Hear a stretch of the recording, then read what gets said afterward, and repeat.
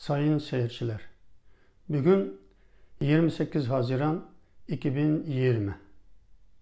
Bugünkü konuğumuz Çin-ABD gerginliğini zirveye tırmandıran Hong Kong faktörü olacaktır.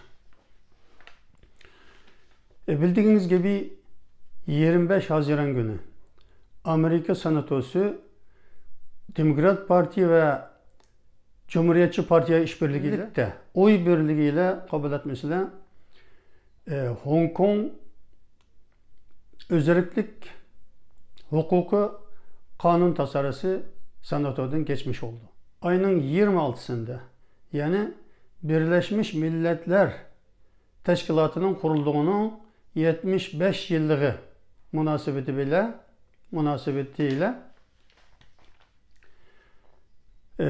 50 Birleşmiş Milletler uzmanı ortak bayanat ilan ederek Çin'in Hong Kong güvenlik yasasını geri almasını istedi. Çin Halk Kongresi'nde 28 Mayıs günü Hong Kong güvenlik yasasını geçirmişti.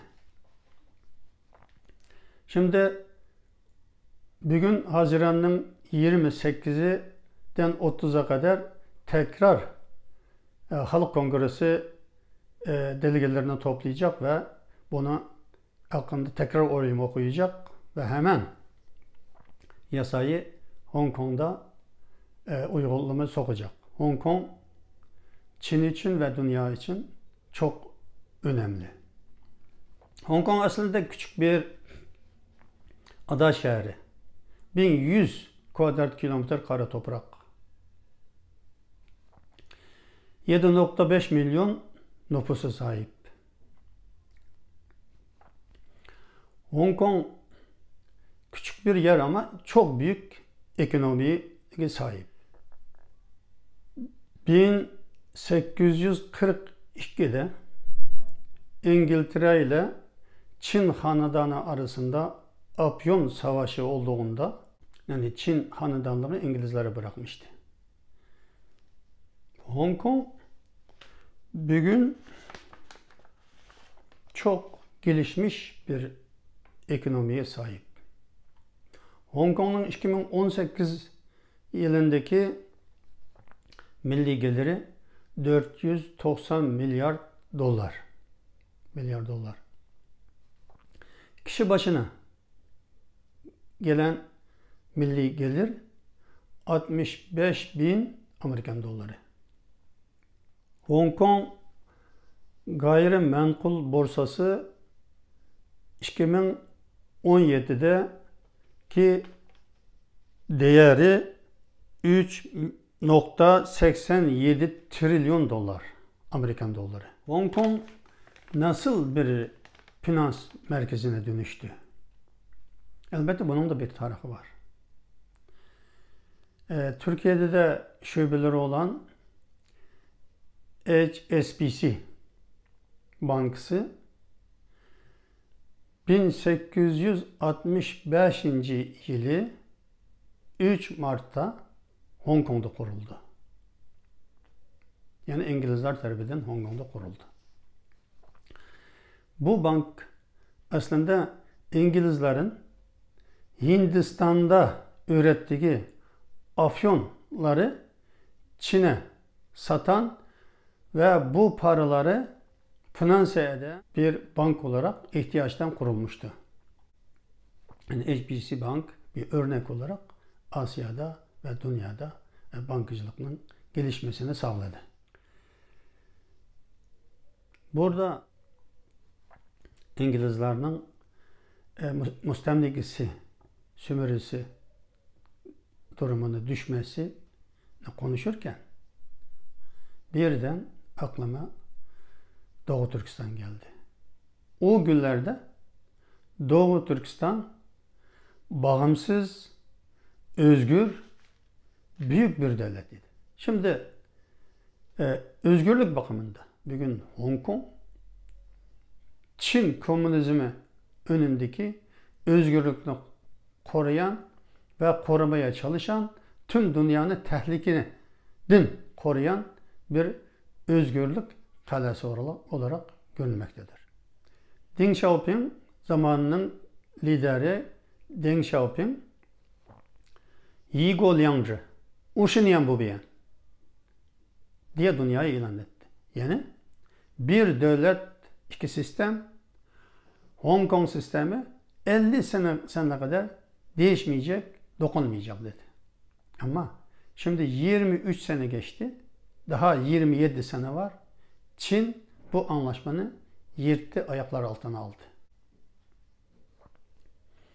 Böylelikle dünyadan izole ederek Hong Kong'u özgürlüğünü, özelliklerini tamamen ortadan kaldırmak için kanun tasarısı falan diye, sözde kanun tasarısı diye bir şeyler de yapıyor. Çin'de kanun falan yok.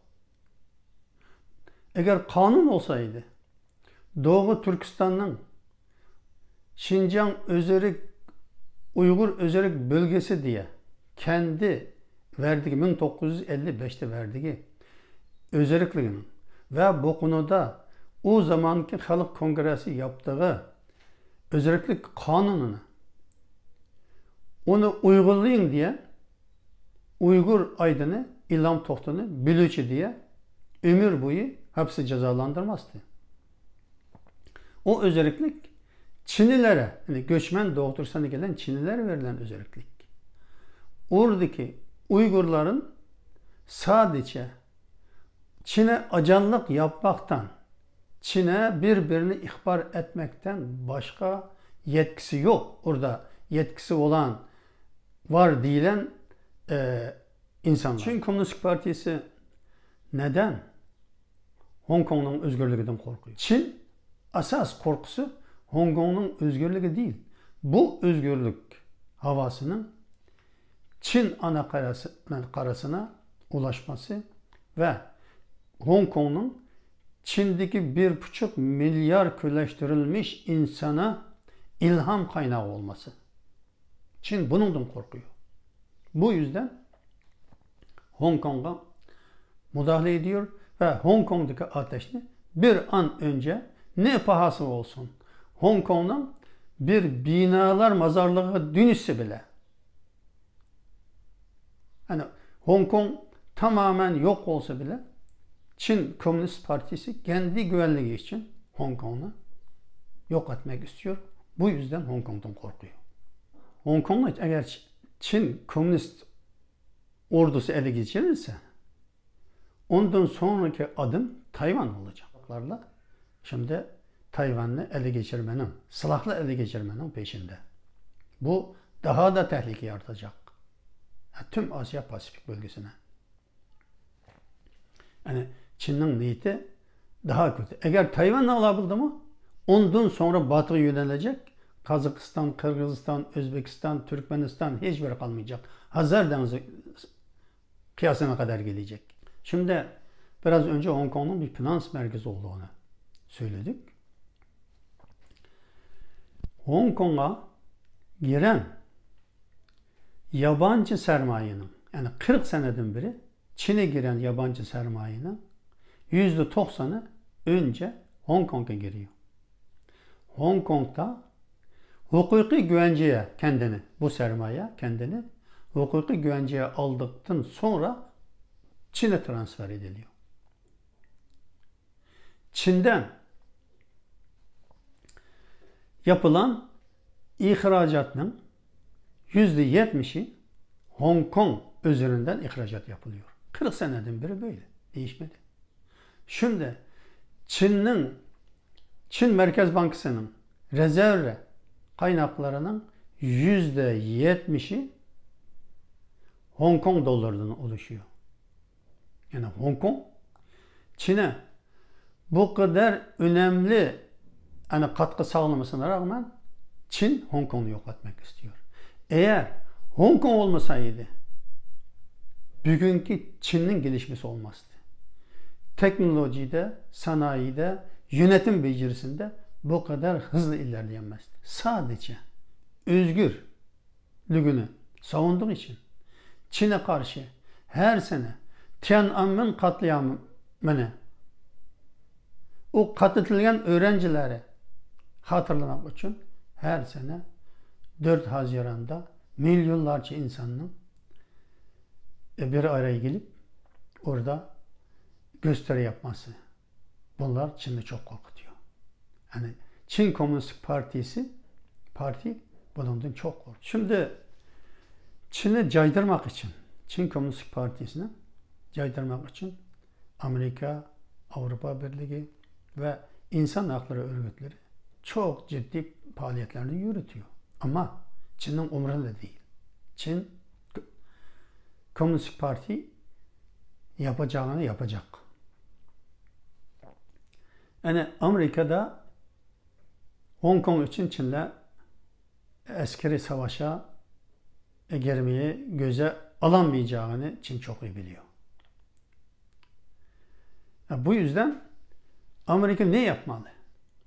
Yani Amerika büyük devlet. Başkaları akıl, hani ihtiyacı yok başkalarına. Ama bir tane kurşun sıkmadan sanki Sovyetler Birliği'ni nasıl dağıtmışsa Çin'i de o yöntemle dağıtmak tamamen mümkün. Bu yani yöntem Amerika'nın elinden geliyor. Sadece Çin parası renminbi ve Hong Kong dolarını Amerika dolarla işlem yapan paralar listesinden çıkarsa Kuzey Kore gibi bir duruma düşürse parasını 6 ay içinde renminbi de Hong Kong doları da parası da pul olacak. Bir sene içinde Çin ekonomisi çökecek. Ve Çin'de en azında 5-6 ülke bu Çin kara sınırları içinde ortaya çıkacak ve bu ortaya çıkan devletlerinin hepsi demokrasini benimseyen, insan haklarını benimseyen, özgürlükünü benimseyen ülkeler olarak özgür dünyanın yanında yer alacak. Böylece Doğu Türkistan ve Tibet bu özgürlüğüne kavuşacak. Komünizm tehlikesi, komünistlik parti tehlikesi yeryüzünden yok olacak. O zaman daha barışçıl bir dünya, çok uzun zamanlara kadar halklarının, milletlerinin, devletlerinin el ele vererek birlikte refah ve kalkınma dönemi başlayacak. Bence Amerika bunu yaparsa kendi Çin tehlikesinden kurtulacak. Biz de tüm dünyada Çin tehlikesinden kurtulacağız. Bilhassa şu köleleştirilen biçare, çaresiz 1,5 milyar Çinliler tekrar insanlık onuruna kavuşacak. Bu da yani dünya için çok önemli bir katkı olacak. Bugünkü konumuz tamam diyelim. Yarın başka konuyla gene görüşmek üzere. Hoşça kalın.